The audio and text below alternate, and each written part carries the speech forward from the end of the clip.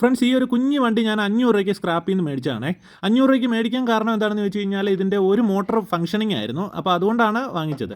എന്നിട്ട് വർക്ക് ചെയ്തെടുക്കാമെന്ന് ഓർത്തു. അത്യാവശ്യം നല്ല ചെളിയൊക്കെ പിടിച്ച് കിടക്കുമായിരുന്നു. നമ്മളൊരു പ്രൈമറി ക്ലീനിങ് എല്ലാം നടത്തി പുതിയൊരു 6 വോൾട്ടിൻ്റെ ബാറ്ററി വാങ്ങിച്ചിട്ടുണ്ട് 5Ah-ൻ്റെ. ഇതിൻ്റെ അകത്ത് നമുക്കൊരു പുതിയ ചാർജിങ് സോക്കറ്റ് സെറ്റ് ചെയ്യണം, മ്യൂസിക് ബോർഡ് സെറ്റ് ചെയ്യണം, പുതിയ ചാർജർ സെറ്റ് ചെയ്യണം. ഇത്രയും കാര്യങ്ങളാണ് ചെയ്യേണ്ടത്. അപ്പം മ്യൂസിക് ബോർഡ് സെറ്റ് ചെയ്യാൻ ആകപ്പാടെ ഉള്ള സ്ഥലം എന്ന് പറഞ്ഞാൽ സ്റ്റിയറിങ്ങിലാണ്.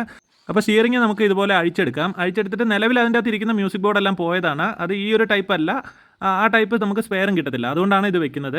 ഇതിൻ്റെ കറക്റ്റ് അളവ് നോക്കി ഇതുപോലെ മാർക്ക് ചെയ്തിട്ട് ഈ ബ്ലേഡ് ചൂടാക്കി കട്ട് ചെയ്തെടുക്കുന്നുണ്ട്. ഇതിൻ്റെ അളവ് കൃത്യമായിട്ട് നമ്മൾ കട്ട് ചെയ്യണം, അല്ലെന്നുണ്ടെങ്കിൽ അത് ലൂസായിട്ടിരിക്കും. ഇതിപ്പം കറക്റ്റ് നമുക്ക് പ്രസ് ചെയ്ത് കഴിഞ്ഞാൽ അത് ലോക്കായിട്ട് അവിടെ ഇരുന്നോളും.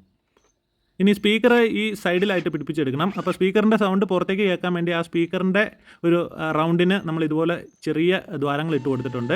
ഇനി നമുക്ക് ഇതിനൊരു പവർ സ്വിച്ച് സെറ്റ് ചെയ്യണം. പവർ സ്വിച്ച് ഒന്നും ഇല്ലാതെ വരുന്ന വണ്ടിയാണിത്. അപ്പോൾ അതിന് വേണ്ടിയിട്ട് ഇതുപോലെ സ്റ്റെപ്പ് ഡ്രിൽ വെച്ച് തുളച്ചിട്ട് ആ സ്വിച്ച് ഇറക്കി വെക്കുന്നുണ്ട്. ഇനി നമ്മൾ പുതിയതായിട്ട് വാങ്ങിച്ച 6 വോൾട്ടിൻ്റെ ബാറ്ററി വെച്ച് കൊടുക്കുന്നുണ്ട്.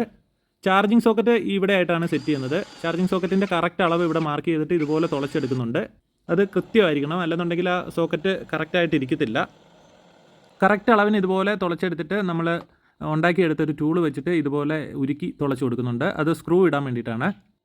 ഇതിൻ്റെ ഹെഡ്ലൈറ്റ് എന്നൊക്കെ പറഞ്ഞു കഴിഞ്ഞാൽ ഡമ്മിയാണ്, വെറുതെ സ്റ്റിക്കർ ഒട്ടിച്ചേക്കുവാണ്. അപ്പോൾ നമുക്ക് ഒറിജിനൽ ലൈറ്റൊക്കെ സെറ്റ് ചെയ്യാൻ വേണ്ടിയിട്ട് ആ ഒരു പോർഷൻ ഇതുപോലെ അഴിച്ചെടുക്കുന്നുണ്ട്. LED ഇറക്കാൻ വേണ്ടിയിട്ട് ഇതുപോലെ തുളച്ചെടുക്കുന്നു.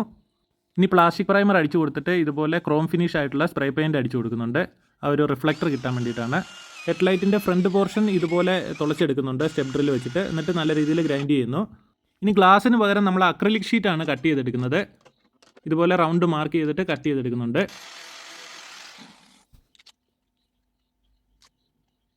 എന്നിട്ട് ഗ്ലൂ സ്റ്റിക്ക് ഉപയോഗിച്ച് നമ്മൾ ആ അക്രിലിക് ഷീറ്റ് ഒട്ടിച്ചു കൊടുക്കുന്നുണ്ട്.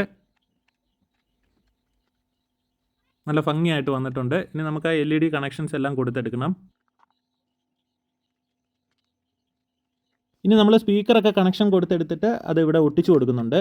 നല്ല രീതിയിൽ വണ്ടി ഒന്നുകൂടി പോളിഷൊക്കെ ചെയ്തെടുത്ത് വീലിന് ഗ്രിപ്പിംഗ് ഒക്കെ ചെയ്തിട്ടുണ്ട്. അപ്പോൾ പക്ക റണ്ണിങ് കണ്ടീഷനായി. ലൈറ്റ്, മ്യൂസിക് ബോർഡ് എല്ലാം വെച്ച് അടിപൊളിയാക്കിയിട്ടുണ്ട്. പുതിയ ബാറ്ററിയും മ്യൂസിക് ബോർഡും പുതിയ ചാർജറും വണ്ടി നമ്മൾ വാങ്ങിയ വില എല്ലാം കൂടെ കൂട്ടി നോക്കുമ്പോൾ മൊത്തം 2750 രൂപ ആയിട്ടുണ്ട്. ഇതുപോലത്തെ ഒരു പുതിയ വണ്ടി വാങ്ങിച്ചാലും ഏകദേശം ഇത്രയൊക്കെ തന്നെ ആയിരിക്കും റേറ്റ് ആവുള്ളൂ. എനിക്ക് കൃത്യമായിട്ട് അറിയില്ല. പിന്നെ എന്താണ് ഇതിൻ്റെ അകത്ത് ലാഭം എന്ന് ചോദിച്ചു കഴിഞ്ഞാൽ നമ്മൾ സ്വന്തമായിട്ട് ചെയ്തെടുക്കുന്നതിൻ്റെ സന്തോഷം മാത്രമാണ്. ഇത്രയും വർക്ക് ചെയ്തെടുത്തിട്ടും കുറച്ചും കൂടെ സാറ്റിസ്ഫാക്ഷൻ കിട്ടാൻ വേണ്ടിയിട്ട് നമ്മൾ ആ പ്ലാസ്റ്റിക്കിൻ്റെ സീറ്റ് മാറ്റി ACP കൊണ്ട് ഒരു ഷീറ്റ് ഉണ്ടാക്കി അതിന് ഫോമൊക്കെ അപ്പോൾസറി ചെയ്ത് റെഡിയാക്കി എടുത്തിട്ടുണ്ട്. എൻ്റെ ഒരു ഫ്രണ്ട് ഉണ്ട്, അഭിജിത്ത് എന്നാണ് പേര്. അഭിജിത്ത് ബയോമെഡിക്കൽ എഞ്ചിനീയർ ആണ്. അവൻ്റെ മോനൊരു വണ്ടി ആവശ്യമുണ്ടെന്ന് പറഞ്ഞിരുന്നു.